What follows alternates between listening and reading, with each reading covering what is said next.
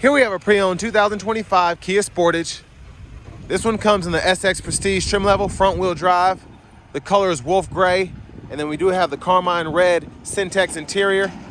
The powertrain consists of a 2.5 liter naturally aspirated 4-cylinder engine, and that's made into an 8-speed automatic transmission. As we come around to the front end here, we do get our LED headlamps along with the LED daytime running lights and LED fog lights, and a very interesting front fascia on these newer Kias. At first I wasn't feeling them, but I've kind of grown to like them.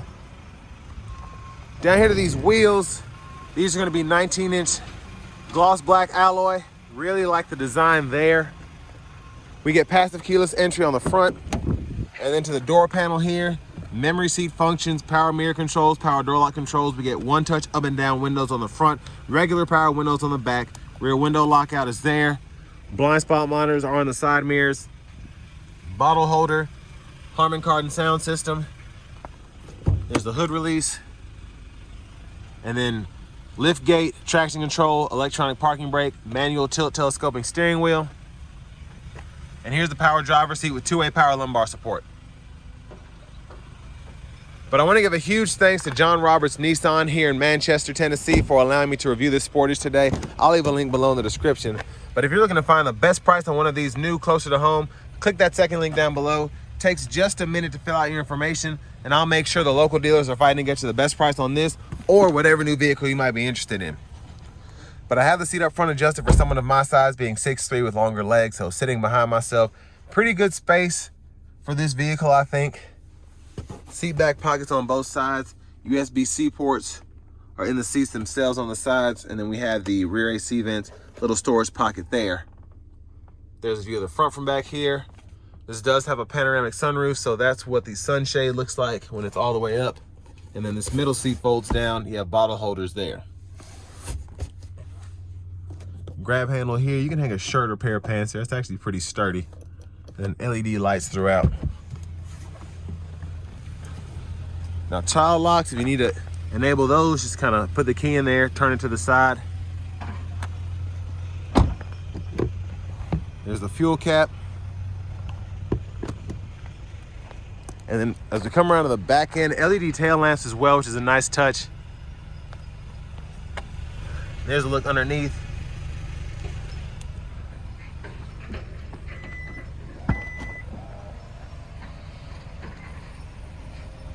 And then plenty of space behind the second row, I think. 12 volt here, you get an LED light on the side. Top tethers are integrated in the back of the seats themselves. And then we have a spare tire underneath if we ever need that. And another thing I actually like is you can kind of use these as storage trays if you want to.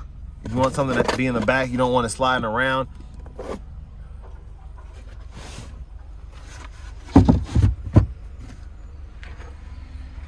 And then we can fold the seats flat from the back if we want. And you can see the difference in space there, so that just makes the storage that much better.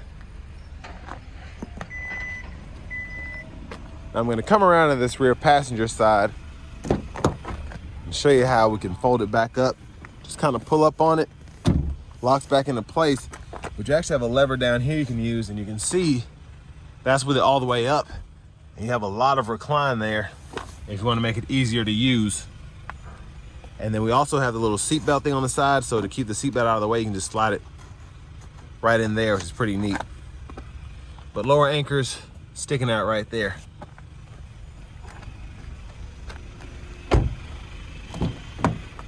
Front passenger seat is power, which is nice. And then a glove compartment right here. Owner's manuals are still in this one.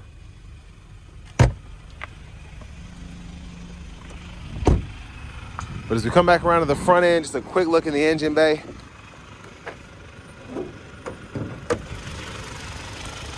And there's that 2.5 liter naturally aspirated 4-cylinder.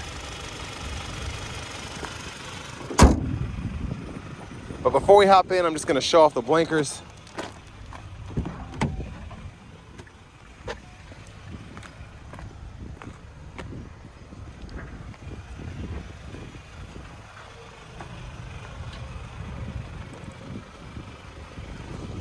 Let's go ahead and hop in the driver's seat.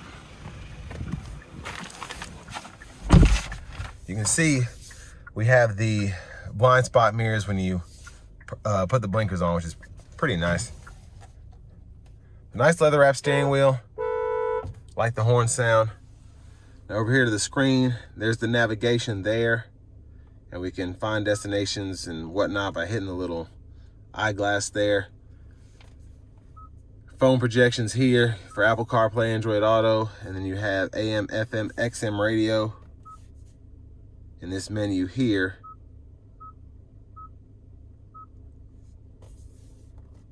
And then in your settings,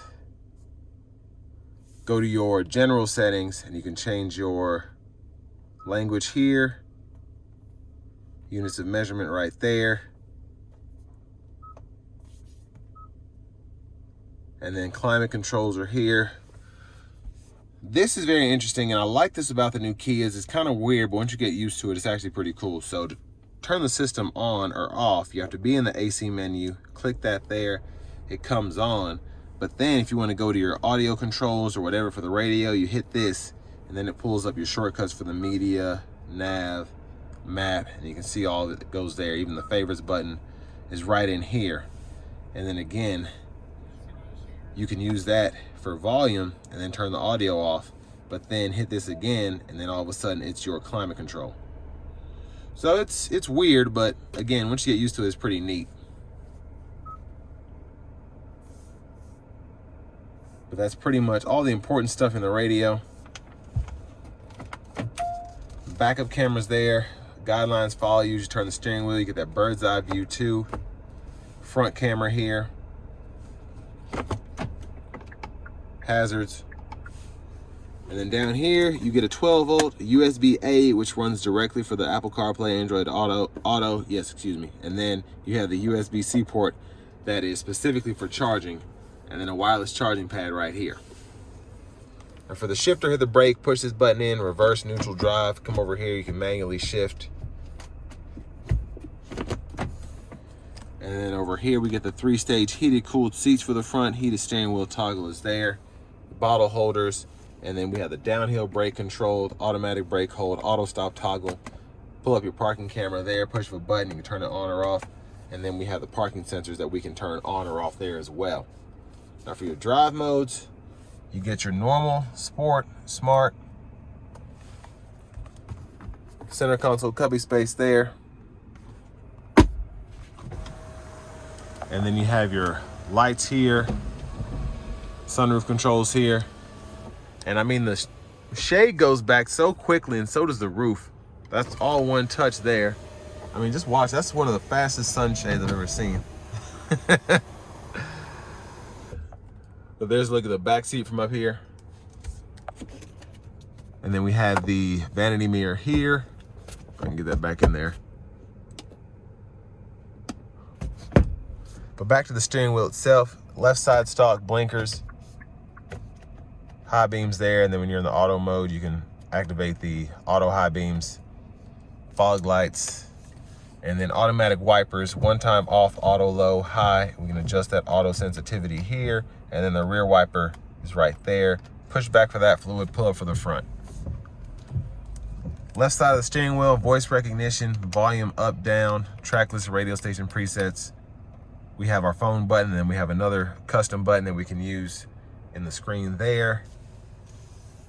And then lane centering, gap adjust for the smart cruise on or off, and then we can adjust that speed here, pause, resume, and then these buttons are to go through that middle part of the gauge cluster. So we can go through the sub menus here, and then when applicable, we can use this to scroll. But we do have tire pressure monitors, compass, all of that. Push button start. Finally, here are the key fobs. This one has a cover on, which is actually pretty neat. But here are the key fobs with remote start there. But next, let's go ahead and take this 2025 Kia Sportage SX Prestige out on the road for a test drive. So starting the test drive in this Sportage here, I really like how Hyundai and Kia, their 2.5s they feel really good. It's not like the 2.5s that you get in the the Nissans, and nothing against those, or even like the older GMs that had the 2.4s or whatever. These just feel really good and really quick for this to be a naturally aspirated 4-cylinder. Now, it's not like the 2.5 turbo, which is a different animal, but I really like how this gets up. And it doesn't feel sluggish. It doesn't feel like it's too much. It just feels like almost how a V6 should feel. And I just mean regular driving. If you floor it, a V6 will smoke this, but just the overall throttle responses driving normally feels really good with this 4-cylinder, as opposed to feeling strained like in some other engines. I think part of that is due to the 8-speed, just how it's tuned with that. It just feels so smooth. I think that's why they nickname it like the Smart Stream or whatever it is. It just feels like it's coasting through the gears. It really feels more like a CVT to me, but in like all the good ways.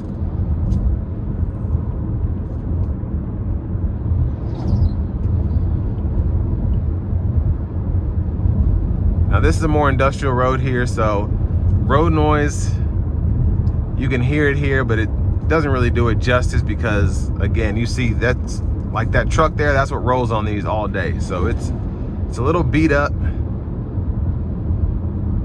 I don't even think it's been paved in forever. But still a relatively smooth ride here. It's riding very well. The driving dynamics are really good. I really like how it doesn't feel flimsy. It feels good, but it's still easy to drive. But it doesn't feel like the older roads, older RAV4s, to me at least, where the steering wheel is holding on for dear life.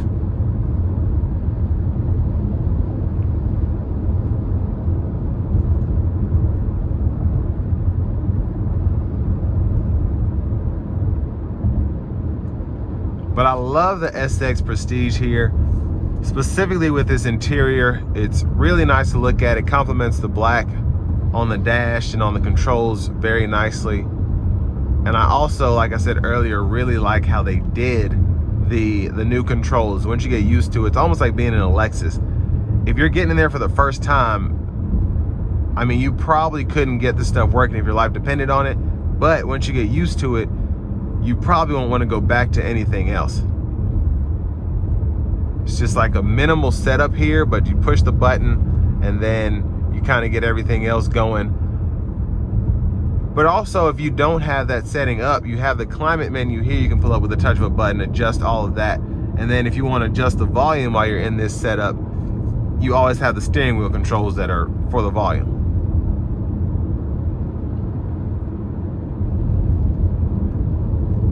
Now, one of the best things about the Sportage, I think, is it really does drive more like a car. As I sit behind the wheel, the interior, the visibility, everything reminds me of a K5. It really does. And that's really good for something that has all the space that this has behind the second row. And then even all the space that you have in the second row. It's very roomy in here, very comfortable. But again, from a driving perspective, it feels like a K5.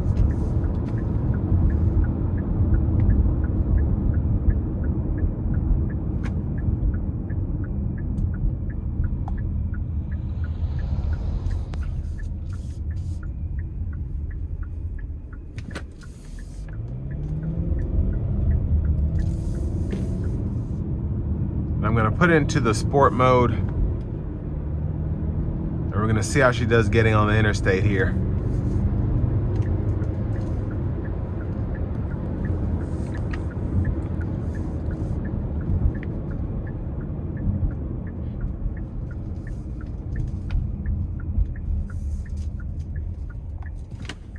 Here we go.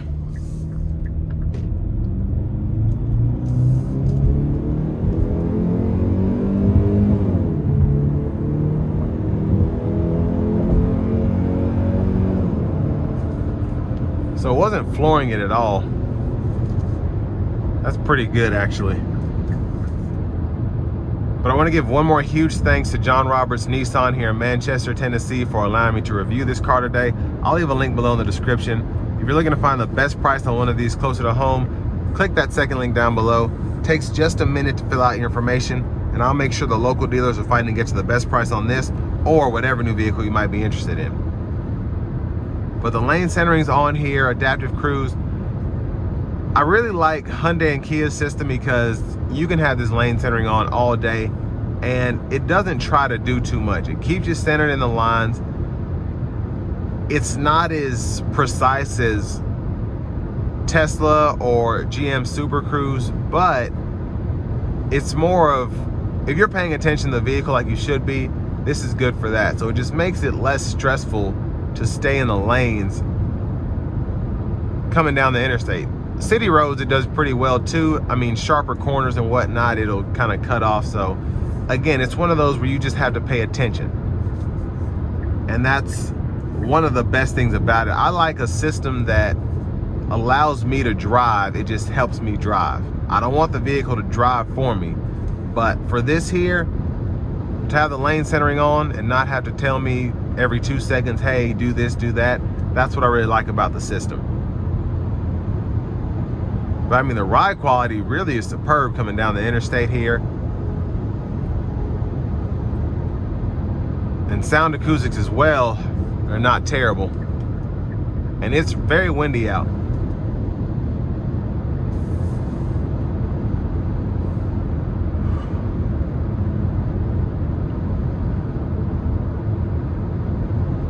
But I think this is it's just a good overall vehicle, having that naturally aspirated 4-cylinder, the 8-speed, just a more traditional powertrain, not doing anything crazy here.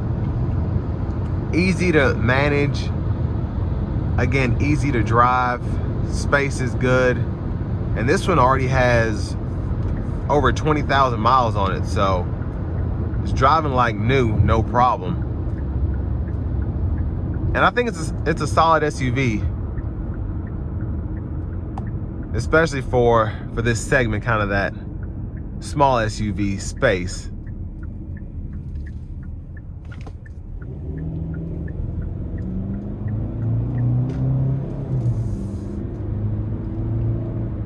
And it's actually been a lot better than I was expecting, and I had pretty high hopes. But with all that being said, this will bring me to the end of my review of this 2025 Kia Sportage SX Prestige.